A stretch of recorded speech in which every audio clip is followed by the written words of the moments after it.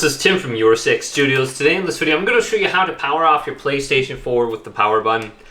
So if you just press this once, you're going to see that your PlayStation 4 is going to power off, but it actually says enter rest mode on the screen. So rest mode is a low power state where your PlayStation 4 is not going to be completely turned off. So what you want to do, instead of just pressing this button once, is to simply hold it down. And you'll hear one beep, and then you'll hear another beep like 10 seconds later. So you can see in rest mode, this light is going to be blinking like maybe orange or yellow or red to you, depending on how you see it. And then we can just turn this on again.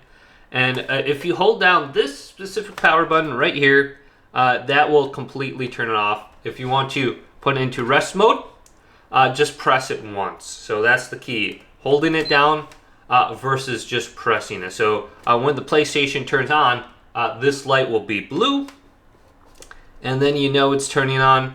If it's not blue like this, there could be an error with your PlayStation. Sometimes it is light blue or something like that.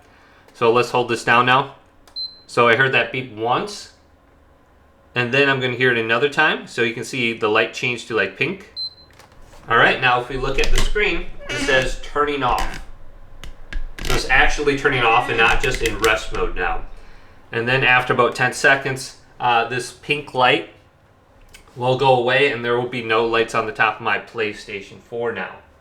So hopefully this video did indeed help you out. Did, leave it a big thumbs up and subscribe to my channel down below for more tech videos coming up next on Your 6 Studios.